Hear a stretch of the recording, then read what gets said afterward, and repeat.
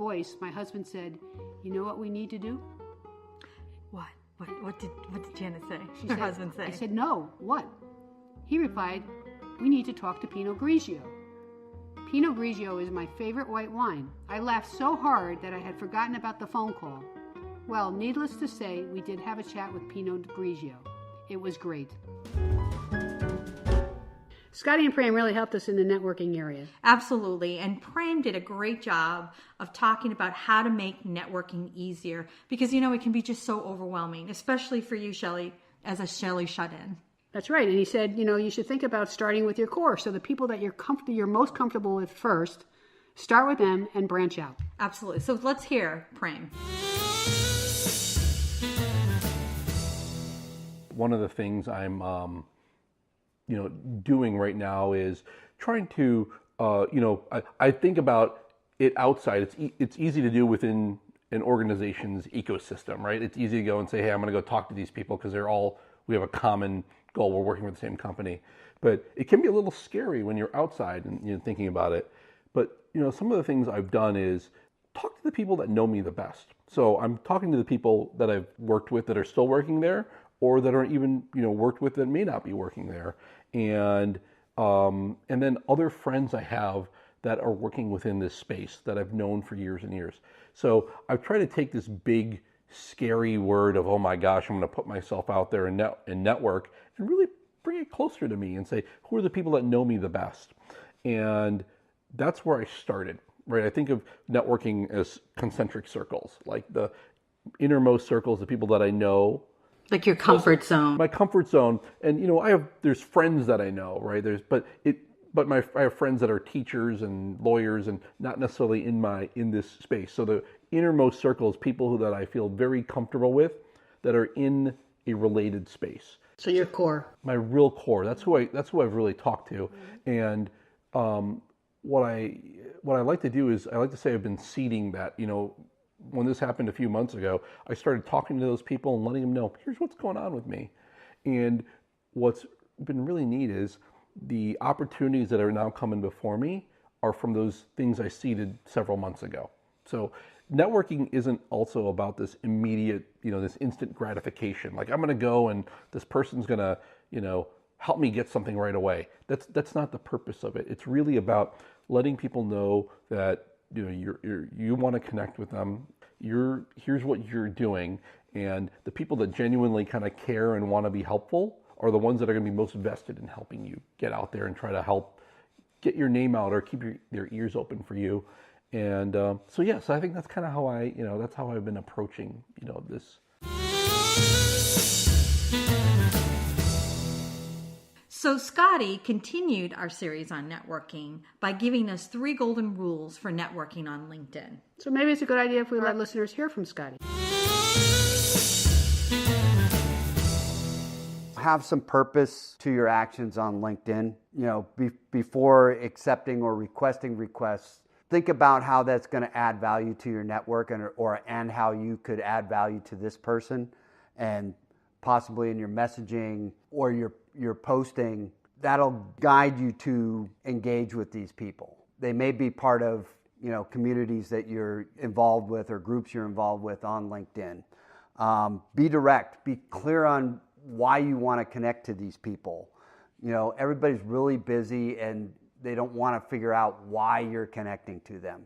Generally, I won't accept a connection if they don't have the reason why they're connecting, but I will sometimes take a look and see if they might be part of a group, and maybe they're using mobile and it's harder to add a note to why they're connecting. But as a rule of thumb, most people like to have some reason why you're connecting to them. Even though this is a virtual environment, be genuine and share your situation. When you're posting, share what really works. Try to add value to the people in your network. So Shelley, I think those are 3 great rules, not only for networking on LinkedIn, but I think just generally in life. Yeah. It's about having a purpose. You want to have a purpose, whether it's your job or, to your point, it's life. It's about being direct and being genuine. All those 3 things you should generally be doing in life in general. And I think that will lead to more success. And also we had Yelena, who wrote in and helped us really wrap up the whole networking series with her helpful hints on recruiters. And I really like the do's and don'ts around how to make sure that you don't get lowballed during salary negotiations. And I know it's been difficult for me. All right, so let's play that back. Yes. So one final thought that Yelena wrote to us about is that it's going to be up to you to make sure that you're not getting lowballed when it comes to salary negotiations. And I know for me, Linda, I'm terrible at it. How about you? No, I'm not very good at it either. And I think most women are not. It's difficult for us to talk about money. And I think also for us, we tend to think that if we show the value of what we can bring, that we'll be compensated accordingly. So we're going to get oodles and oodles of money? That's right. Millions of oodles of money. Okay. But that's not always the case. You really have to fight for the value that you feel that you're worth to that job market. You know, Shelley, it's been an absolutely incredible journey, and I've really just enjoyed it so much. I can't imagine what the last 6 months would have been like without this podcast and doing this with you. Yeah, it's been great having a buddy, Without it, this journey would have been a lot harder.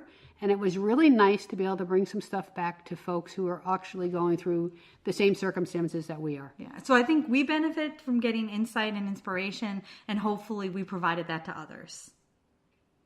So, this summer, we're hoping that our listeners go to our blog and to our website and really continue to submit their stories and feedback. We really want to hear from you over the summer because we want to have a terrific season 2 opener, right? Right. And really also, Lynn, we want to make sure that, when they're writing in about things that they really enjoyed, that they can also put in topics for season 2. What we have in mind for season 2 is a series on interviewing, some salary negotiations. Some looking at consulting as an alternate career path, maybe even franchising. What ways can you look at doing something differently? Right. And also, if someone wants a deeper dive on something that we've gone through this, in season 1, let us know.